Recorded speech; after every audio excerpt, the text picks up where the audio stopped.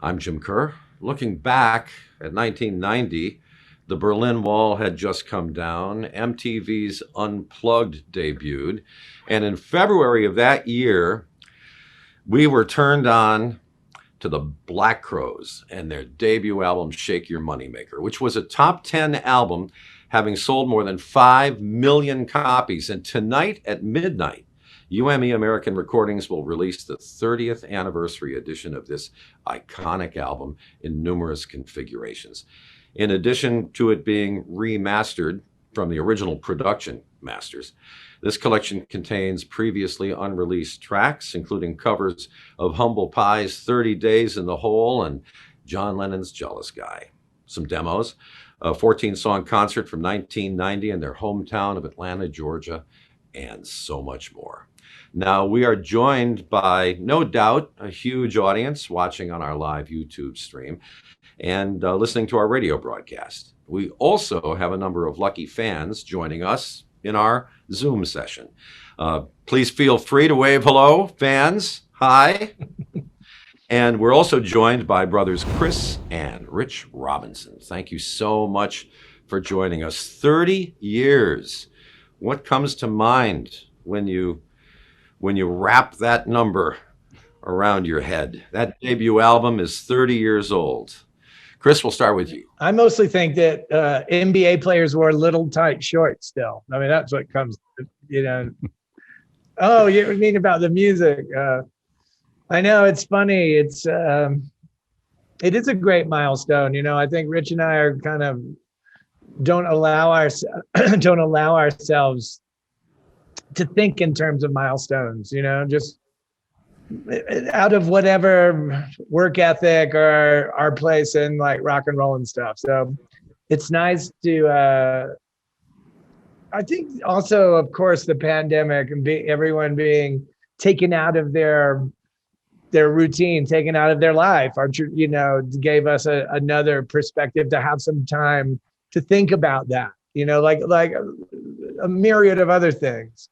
But that, Rich and I's life had been so, racked with drama and the passion and all the stuff that if we could, the one thing we could focus around and help start the process of like being in each other's lives and the music we've made and, just putting it in some sort of order would be to start with Shake Your Moneymaker. So it really truly is a full circle. 30 years is pretty unbelievable to think about, to try to put myself and Chris and I and the whole band into that time frame is pretty intense stuff, but we were talking earlier today. The one thing I remember though is, we had so much fun doing it. It was love, we were so excited to get into that studio and to sort of record these songs and to show the world what we had.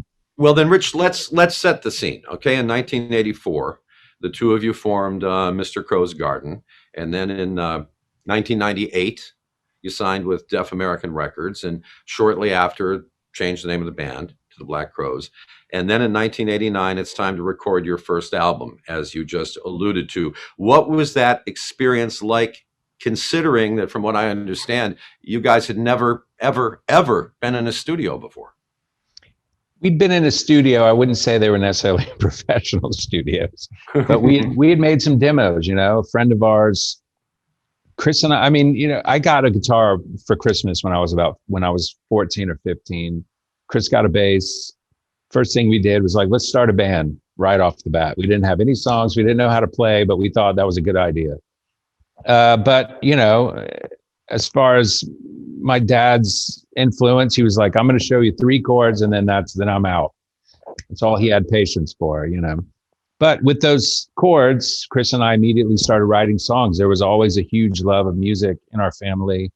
And Chris and I gravitated immediately towards songwriting and what that meant to us, And so when you're a kid, 4 years seems like an eternity, and to start and 4 years later to be in this studio with George DeCoulius and this band and making these songs, it for us, it it was kind of like about time, man. You know, what took so long? You know what I mean? But Well, when you did go into that professional studio, was there a goal that you guys had in mind as to the type of sound you were going for with this collection of songs? I mean, the other, like, the reality of our world at the time, really, George Drakoulias saw the band, signed the band, believed in Rich and I's writing, and pushed us and instilled a work ethic that still resonates, with Rich and I. But the funny thing is, George was also our lifeline to anything. We'd gone to New York a couple times. We played in Tennessee. We were still local guys. We hadn't traveled the world. We hadn't done, so everything is new. Of course, subsequent, as the years go by, you play more, you have more language, you have more experience, more joy, more pain. You have all of these things that become your work, or that are pieces of your composition, of your performance, right? But at that time, when no one knows, and if no one knows, the other thing that goes with that is no one cares. So we were hungry in a literal sense and in a metaphoric sense, So everything was exciting, to be in that studio. And the reality was, what are the chances that we get to come back into this studio? Not that studio, but a studio. The chances, it's like, it's one thing to make a record. It's another thing if they're going to let us make another one, Also, you put out an album and it becomes so successful that when the album first comes out, you're playing on small stages, and before you know it, you're playing on bigger stages than you ever imagined in your entire life. And I imagine that it seems almost as if that happens rather rapidly before you're even able to wrap your head around it. I mean, in a way, it's like, I look at it like, oh, if I'm going to be an occultist and study magic, then eventually I'll have the information to conduct a spell. Like we wanted it so hard that we threw ourselves without any fear. And I think that's a big part of it as well. I look back and I'm like, and just as a front man, as the front person, as the lead singer, I had to open for Steven Tyler and Robert Plant within like 2 months of each other, what I mean? Like, which was amazing. But at the time, now that I'm older, I'd be like, what were you thinking? What did you do?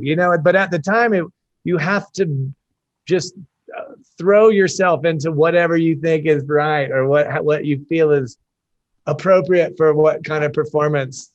In my case, I didn't think very much about it. I just wanted to feel it and go for whatever was happening, This is iHeartRadio Live with the Black Crowes. We're celebrating the 30th anniversary of Shake Your Moneymaker.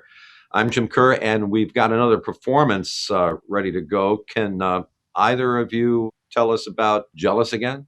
it was a song that when we brought it to the band, everyone kind of knew that this was the next step, that we had reached this level. And so, you know, it's a song we played a million times, but I've never gotten sick of it. You know what I mean? It's still kind of, it has this thing that I still appreciate it, you know, and love it for what it is.